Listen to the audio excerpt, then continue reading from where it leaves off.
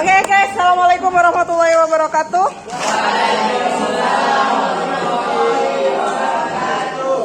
Kita hari ini ulangan ya. Saya membaca Miss. Oke, kita ngegame aja, main kuis mau?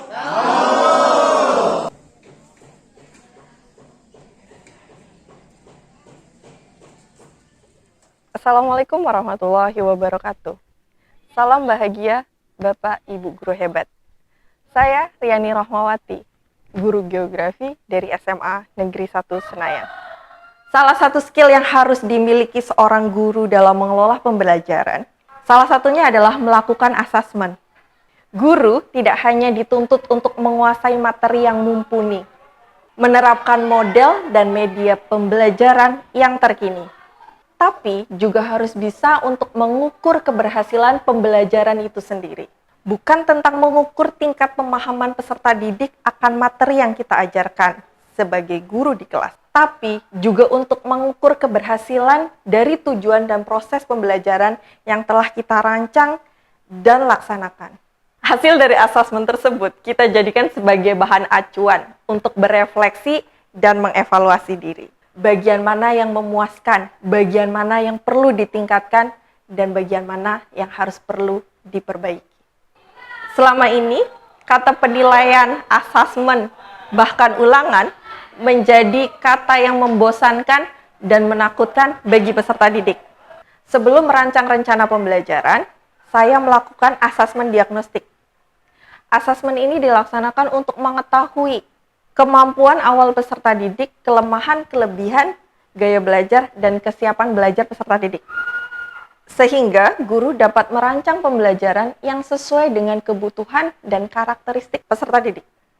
Sedangkan untuk mengetahui tingkat keberhasilan proses pelaksanaan pembelajaran, guru dapat melaksanakan asesmen formatif dan asesmen sumatif.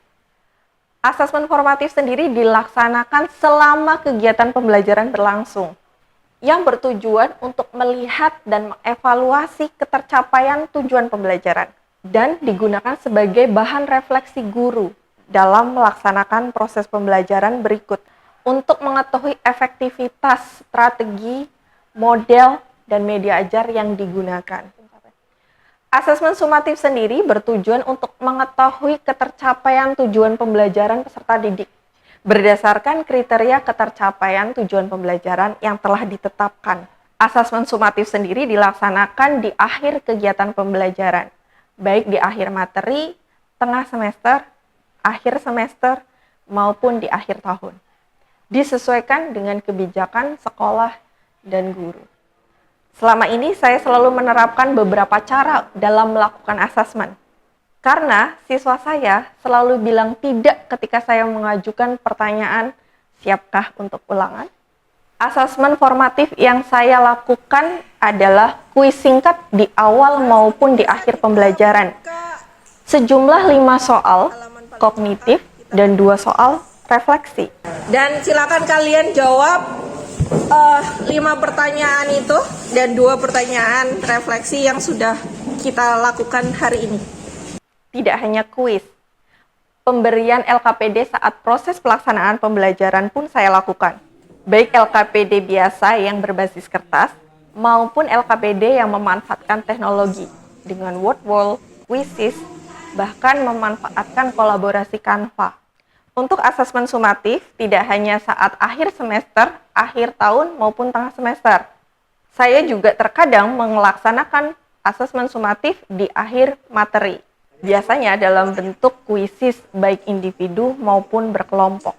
Untuk kuis individu, saya memanfaatkan mode klasik, tes, dan mastery peak di kuisis.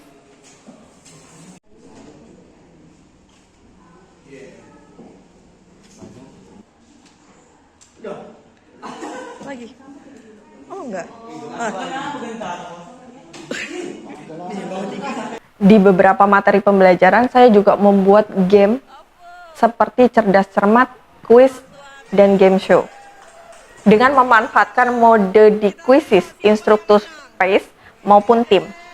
Variasi asesmen akan disesuaikan dengan kondisi dan tren yang sedang viral di media sosial. Geotrivia adalah salah satu kuis yang coba saya rancang terinspirasi dari kuis TWK, tes wawasan kebangsaan, yang dipandu oleh Jovial Da Lopez di channel YouTube Narasi. Dengan perkembangan teknologi dan derasnya arus informasi yang kita terima tiap hari, kita makin tahu banyak hal. Tapi, apakah kita semakin tahu tentang Indonesia? Saya host kalian Jovial Da Lopez, dan inilah TWK, Tes Wawasan Kebangsaan. Geotrivia ini bertajuk Mengenal Indonesia. Saya guru geografi kalian. Dan inilah Geotrivia Mengenal Indonesia. Berangkat dari keresahan saya terhadap peserta didik yang di kelas 10 tidak mengenal pulau-pulau yang ada di Indonesia. Percobaan pertama, saya menggunakan manual printout peta buta. Lalu diganti dengan banner, dan sekarang menggunakan kolaborasi Canva, di mana peserta didik secara berkelompok memilih provinsi yang akan dijadikan sebagai wilayah yang dia klaim. Pilih provinsi Kepri yang Pertanyaan yang diajukan berdasarkan provinsi yang mereka pilih. Pertanyaan untuk Provinsi Kepulauan Riau. Kepri merupakan provinsi yang terdiri dari 2.408 pulau. Jembatan apakah? Dompak. Oke, betul. Jawabannya benar. Pilih Provinsi Nusa Tenggara Barat.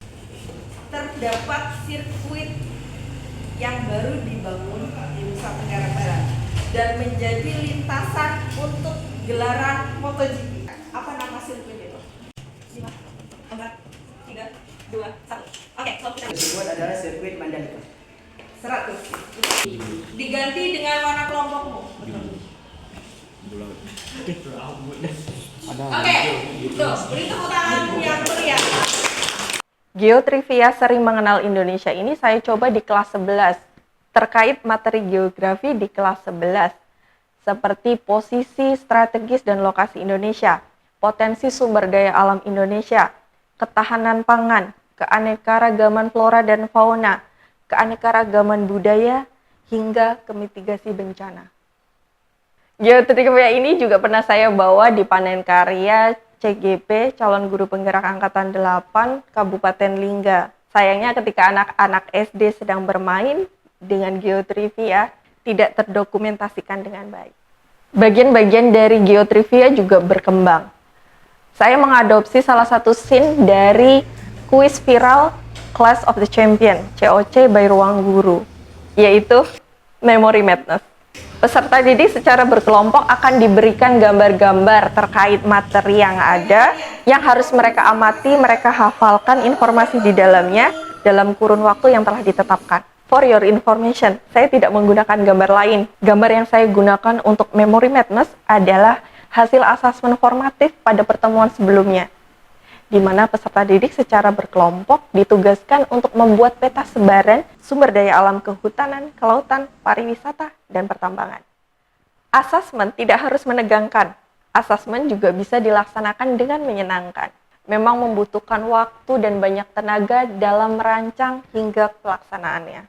Tapi hasil yang didapatkan sebanding dengan apa yang diupayakan. Di kelas 10, peserta didik saya buta akan peta, tidak mengenali wilayah-wilayah yang ada di Indonesia. Perlahan, insya Allah pasti, mereka sudah mulai mengenali sedikit demi sedikit tentang Indonesia. Memang belum sempurna, memang belum semuanya, karena bagi saya, mengenali lingkungan dan tempat tinggal di sekitar kita adalah konsep dasar geografi dan basic bertahan hidup manusia. Demikian sekilas tentang pelaksanaan asesmen di kelas saya. Dari SMA Negeri 1 Senayan, saya Riani Rohmawati, ini ceritaku, mana ceritamu? Assalamualaikum warahmatullahi wabarakatuh.